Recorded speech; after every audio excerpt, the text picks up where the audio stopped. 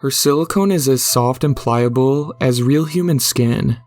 It even heats up to the right temperature with a pulse and everything.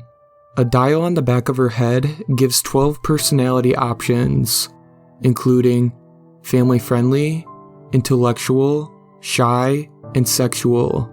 She's so realistic it's scary, and would be absolutely perfect if she didn't cry every time I touch her. I was so excited when I first took her out of the box, my anxious fingers peeling away the styrofoam, the jittery tension flooding through my heart and limbs, nervous enough for her to be real. Better than real, because the doll wouldn't judge me or tear me down. She wouldn't lie or cheat or steal from me. A lot of people find the idea of sex robots weird, and I respect that. I was hesitant at first too, but here's my reasoning. I've recently concluded a long, messy divorce after 3 years of abuse. I need something easy, something safe. Sure, I could have gone trolling the bars or clubs for a rebound hookup, but I didn't want to use someone. What's so wrong about not wanting to hurt or to be hurt in return? The instructions said to let her charge for a couple hours before anything else. So I plugged her in and laid her on the bed. The eyes popped open with the first surge of electricity, their glassy shine staring vacantly into space. She turned her head slightly toward me, her soft lips parting in silent welcome. I sat with her to admire her flawless features and run my hands over her awesome proportioned body. It felt wrong, even though she was a doll. It was like I was groping an unconscious person. I decided to let her fully charge and come back later, not returning until late that night. I undressed quietly in the dark, leaving off the lights to make her seem more real. "Hello, Master." Her voice was rich and sensuous. I don't remember which personality setting I left her on, but right then, it didn't matter. I just wanted her body. "What's your name?" she asked as I climbed into bed. "My name is Hazel." "I don't care," I replied. It felt good to be in control like that. I'd never speak to another human that way, but after years of being subservient, now I was the one with all the power. "But I care. I want to get to know you." "No, you don't. You only want one thing." She tried to speak again, but I shoved my hand in her mouth, muffling the speaker there. I almost wanted her to resist, but I knew she couldn't.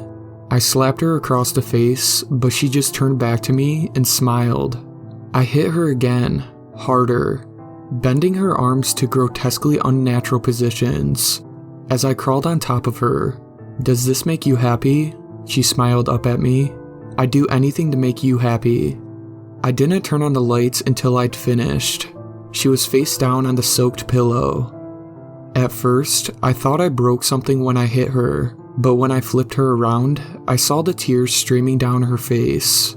I don't know why that made me so angry. It was like she was trying to steal my last selfish pleasure from me. I don't know why I kept hitting her either. She deserved better.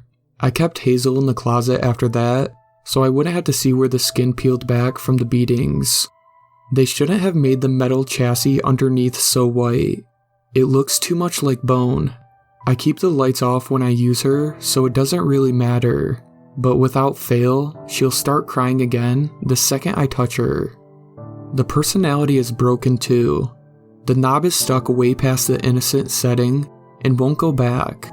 And she keeps saying the most disconcerting things. Like the other day, I was still in bed with her after we'd done it, when she said, "Do humans love each other like you love me?" I told her that I didn't love her, that love is something only humans have. "I love kitties and doggies, don't you?" I felt stupid trying to explain that it wasn't the same kind of love, but I was lonely and it felt good to have someone to talk to. "You can beat me harder if that will make you love me more. I won't tell mommy." I didn't feel bad about beating her that time, and as sick as it might seem, there was some truth to what she said. I wouldn't say I loved her, but there was a certain intimacy in our shared secret that made me feel attached. Everyone else in my life knew me as this sensitive, mild-mannered man who reacted to conflict by staring at his shoes. Only Hazel knew this side of me, and that made her special. I might have really felt something for her if she hadn't started to smell. I was too intent on her body as I took her out of the closet to notice, but lying beside her at the end, it was unmistakably foul. At first, I thought I just wasn't cleaning her right. I got up for some disinfectants, but as soon as I turned on the lights, I saw the flesh around her cuts that had began to fester and rot. Her perfect complexion was riddled with sores and boils, some of which had ruptured from our session. I spent almost half an hour in the bathroom hurling out my guts before I worked up the courage to return. Hazel was sitting upright against the headboard now. Hadn't I left her lying down? I didn't have the stomach to stare for long though. Her head followed me as I crossed the room to my phone to call the website I ordered her from. "Don't send me back," Hazel whispered. I'd never heard her whisper before. It was always one volume. "I did everything you wanted." I couldn't look at her as I listened to the automated menu from the website. It said there had been a government-mandated recall for this model. I demanded to speak to a representative, conscious of Hazel smiling at me the whole time. "What the fuck is going on?" I demanded as soon as a person answered. The sheets were rustling behind me. "Please calm down, sir. Are you currently in possession of a Hazel?" "Put down the phone, master," from behind me. "Yes, what's wrong with its skin? Why wasn't I notified about the recall?" I asked. "We've been sending notices for weeks," the voice on the phone said. "You must have received half a dozen by now." "Well, she's disgusting." "What happened to her?" "Just a mix-up at the factory," he said. "We had a research prototype on the floor, but it was never intended to." 2 feet gently touched the carpet. Hazel slowly, laboriously pulling herself to her feet. It looked like every motion was agony to her. "It's walking. Is it supposed to walk?" I asked.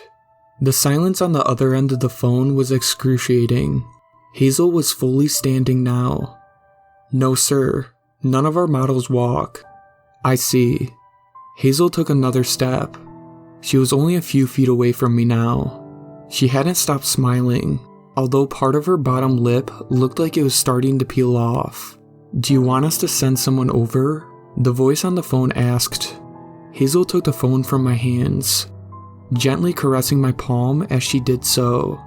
I remained frozen to the spot, unable to tear my eyes from my macabre fascination.